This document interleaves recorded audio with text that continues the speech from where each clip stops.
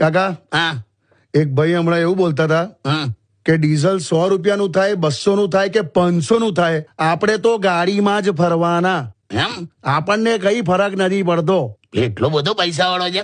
ના, એસટી નો ડ્રાઈવર છે. તેમ તો ફરક ના જ પડે ને યાર, 200 નું થાય કે 500 નું થાય. એટલે ટેકનિકલી એ સાચો હતો, પણ આપણે તો ભ્રમિત થઈ જઈએ ને યાર.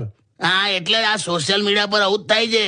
કરેક્ટ. ટેકનિકલી આ લોકો લખે ને ટેકનિકલી સાચા હોય, હા પછી આપણે ભ્રમિત થઈએ, લગ્ન થઈ જાય છે, પછી સચ્ચાઈ ખબર પડે એટલે પછી ડિવોર્સ થાય. હા, અને કેટલા કિસ્સા છે એવા. મારી આમે જ થયું હતું ને, એક હમણાં કિસ્સો આવ્યો હતો. હા હસબન્ડ વાઈફ બંને હમી એકબીજા પર ફ્રોડ નો કેસ કર્યો હતો. હા એમાં એવું હતું, છોકરીએ લગ્ન પહેલા વોટ્સએપ પર એવું બધું સ્ટેટસ મૂકતી હતી હા. કે she is a fashion designer. અચ્છા. લગ્ન પછી પેલાને ખબર પડી હું કે બટન ને ફોલ ના છેડા ને એવું બધું કરે છે. તો આ છોકરાએ પણ એવું જ કીધેલું કે હું સક્સેસફુલ બિઝનેસમેન છું હા. અને મારા 2 પંપ છે. અચ્છા. લગ્ન પછી ખબર પડી કે પંચરની દુકાન છે ને સાયકલમાં હવા ભરવાના 2 પંપ છે. અરે વાહ. એટલે આ છોકરાઓ છોકરીઓને કહી દઉં કે આ જમાનામાં જોઈ કરીને મેરેજ કરો, હરક પદુડાવો.